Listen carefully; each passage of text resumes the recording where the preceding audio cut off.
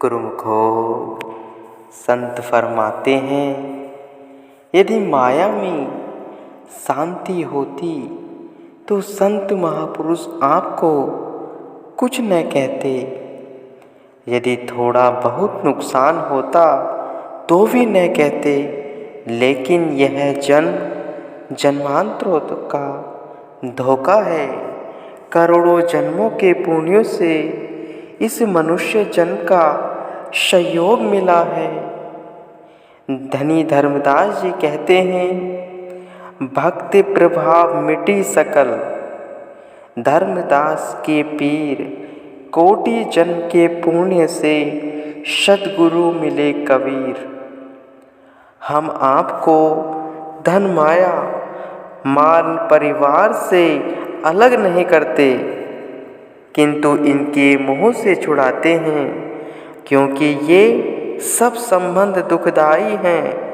हम इसके बदले में आपको भक्ति देना चाहते हैं, जो शांति तथा आनंद का भंडार है।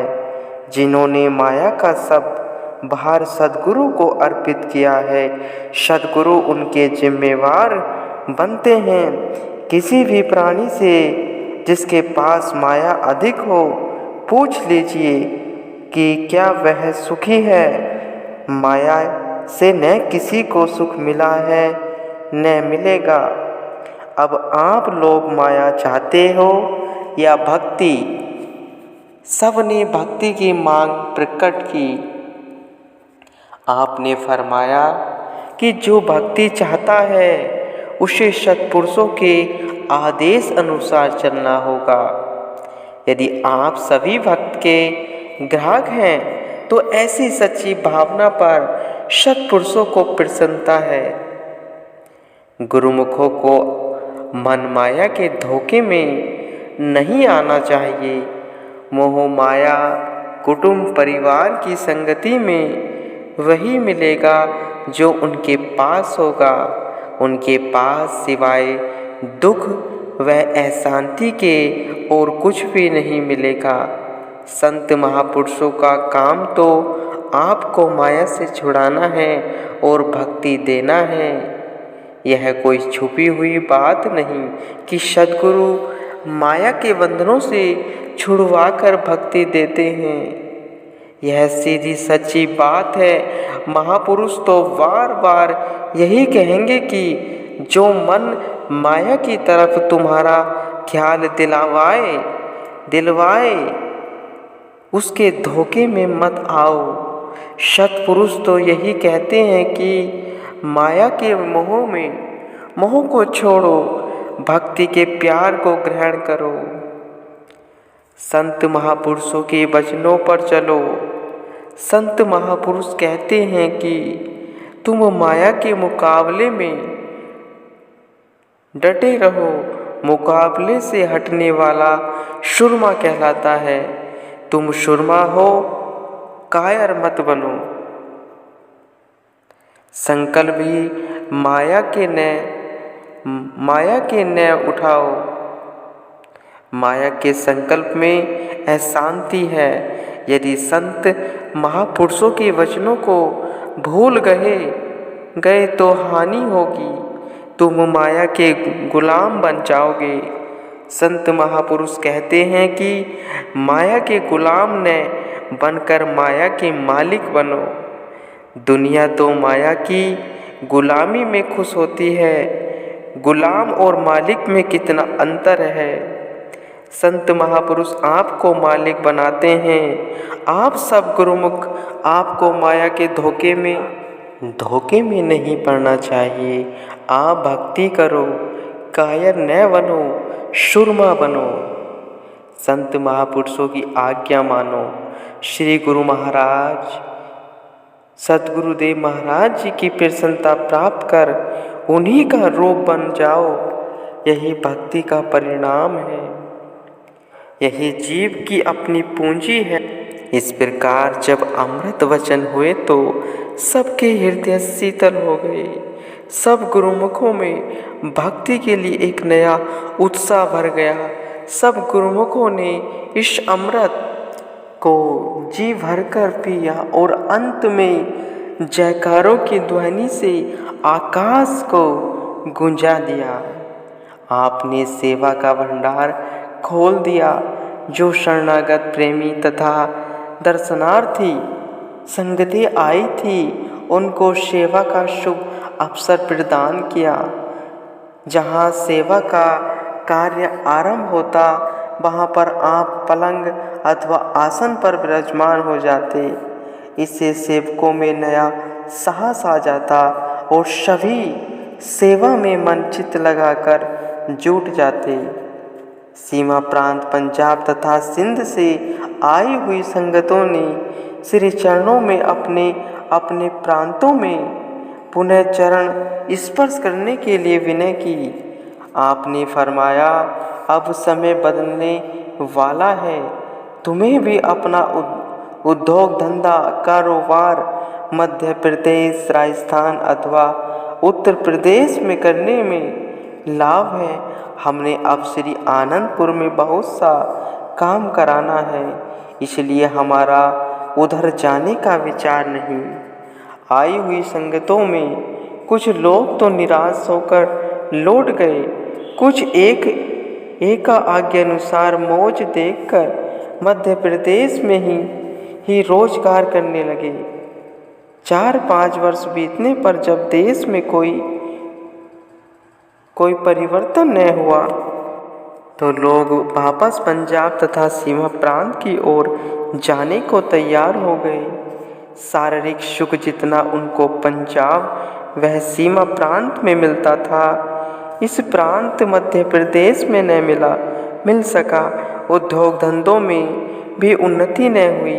कुछ लोगों को मध्य प्रदेश का जलवायु अनुकूल न आया, इसलिए कुछ थोड़े से परिवारों के सिवाय सबके सब परिवार वापस जाने लगे। इनमें भक्ति मोह लाल मखीजा मुल्तान निवासी भी थे। भक्त मोहन लाल मखीजी पहले तो मध्य प्रदेश में रहे, परंतु 1945 में वापस लौट गए।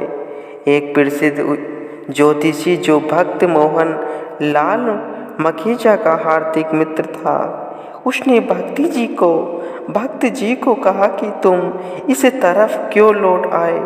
तुम्हारा मध्य प्रदेश जाने का समय तो अभी ही था। फिर उसने खुले शब्दों में कहा, तुम्हें अपने इष्ट देव के वचनों पर विश्वास रखकर अब वापस आना नहीं चाहिए था। इस रहस्य को फिर भी न समझ सके और न ही किसी अन्य ने उस समय श्री वचनों के रहस्य को समझा। श्री सद्गुरुदेव महाराज जी ने देश विभाजन के विषय में जो वचन किए, वे विभाजन होने पर सबको पुनः स्मरण हो गए आए। उसके बाद 1945 में जो घटना हुई, वह सबके सामने प्रत्यक्ष है। जिन कठिनाइयों वह आपत्तियों का सामना उधर के लोगों को करना पड़ा, वह किसी से छुपा हुआ नहीं। वे लोग सब संपत्ति, मकान, जायदाद आदि लुटवाकर खाली हाथ जान बचाकर भारत लौट आए। जब वही लोग 1947 के बाद श्री दर्शन के लिए श्री आनंदपुर आए, तो श्री चरणों में गिरकर क्षमा मांगी और विनय की, प्रभु हमने आपके वचनों पर विश्वास न किया, जिसके कारण हमें अपने किए हुए कर्मों की सजा मिल चुकी है। श्री सद्गुरुदेव महाराज जी ने फरमाया, जाके मन विश्वास है सदा गुरु के संग, कोटि काल झक झोली तहु ने हवे चित भंग। परम संत श्री कबीर साहिब जी फरमाते हैं, सतगुरु के वचनों पर विश्वास करना ही गुरुमुख की पूंजी है। हमने तो आपके लाभ के लिए कहा था। जिन्होंने वचनों पर विश्वास किया, उन्होंने लाभ उठा लिया। यह भी ईश्वर का धन्यवाद करो कि तुम्हारी जान बच गई है। संत महापुरुषों की श्री मौज को समझना जीव बुद्धि से परे है। जब तक कि वह स्वयं किसी भी रहस्य को जीव पर प्रकट न करे। जीव अपनी विचार शक्ति से उसे नहीं समझ सकता। उनकी प्रत्येक मौज में कोई न कोई गुप्त भेद छुपा हुआ होता है।